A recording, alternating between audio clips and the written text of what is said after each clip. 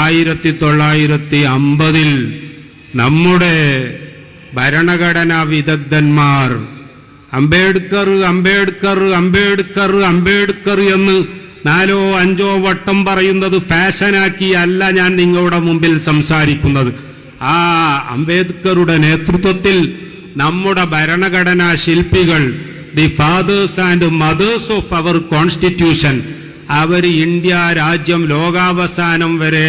നിലനിൽക്കണം എന്ന നിർബന്ധം അവർക്കുണ്ടായതുകൊണ്ട് ആ ഭരണഘടനയുടെ പ്രിയാമ്പിളിൽ തന്നെ ഇന്ത്യ രാജ്യം എന്താകണമെന്ന് വളരെ കൃത്യമായി രേഖപ്പെടുത്തുകയുണ്ടായി. നമുക്കറിയാം, ഇന്ത്യ രാജ്യത്തിന്റെ ഭരണഘടനയുടെ ബേസിക് സ്ട്രക്ചറായിക്കൊണ്ട് തന്നെ പിന്നീട് സുപ്രീം കോടതി പലവട്ടം നിരീക്ഷിച്ച, പ്രത്യേകിച്ച് 1973 Kesavananda Bharati versus state of Kerala എന്ന കേസിൽ വളരെ കൃത്യമായി നിരീക്ഷിച്ച നമ്മുടെ രാജ്യത്തിന്റെ ഫെഡറലിസവും നമ്മുടെ രാജ്യത്തിന്റെ സെക്യുലറിസവും നമ്മുടെ രാജ്യത്തിന്റെ ഡെമോക്രസിയും നമ്മുടെ രാജ്യത്തിന്റെ സോഷ്യലിസവും ഇതെല്ലാം ഈ രാജ്യത്തെ ഭരണഘടനയുടെ വളരെ കൃത്യമായ ബേസിക് സ്ട്രക്ചറുകളാണെന്നും എന്തൊക്കെ അമെൻമെന്റുകൾ വന്നാലും ഈ ബേസിക് സ്ട്രക്ചറിന് ഒരു പോറൽ പോലും ഏൽക്കാൻ പാടില്ല എന്നും വളരെ കൃത്യമായി പറഞ്ഞുകൊണ്ട് ആ രീതിയിൽ നമ്മുടെ ഭരണഘടന അവർ തയ്യാറാക്കി. മാത്രമല്ല, ജസ്റ്റിസ്, ലിബർട്ടി, ഇക്വാളിറ്റി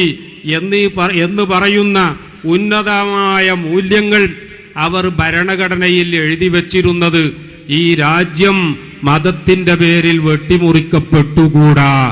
രാഷ്ട്രീയത്തിന്റെ പേരിൽ ഈ രാജ്യം നശിപ്പിക്കപ്പെട്ടുകൂടാ, ഒരു കൂട്ടർ ഭൂരിപക്ഷമായി മറ്റൊരു കൂട്ടർ ന്യൂനപക്ഷമായി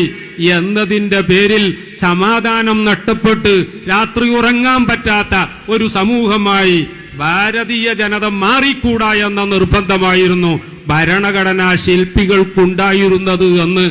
ആ ഭരണഘടനയുടെ പ്രിയാമ്പിൾ മുതൽ അതിന്റെ ഓരോ ആർട്ടിക്കിളും, പ്രത്യേകിച്ച് ഫണ്ടമെന്റൽ റൈറ്റ് എന്ന് പറയുന്ന പാർട്ട് 3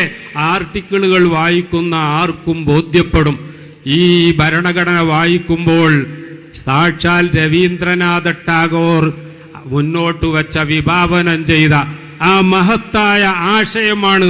നമ്മുടെ ഭരണഘടനാ ശില്പികൾ ഭരണഘടന എന്ന കണ്ണാടിയിലൂടെ നമ്മുടെ മുന്നിൽ നോക്കിക്കാണാൻ വേണ്ടി വെച്ചത് എന്ന് ബോധ്യപ്പെടും. നിങ്ങൾ ആലോചിച്ചു നോക്കൂ, രവീന്ദ്രനാഥ ടാഗോർ പറയുകയുണ്ടായി, where the mind is without fear, where the head is held high, where the knowledge is free, where the words are come out from the depths of truth, where the world has not broken up into fragments with narrow domestic walls.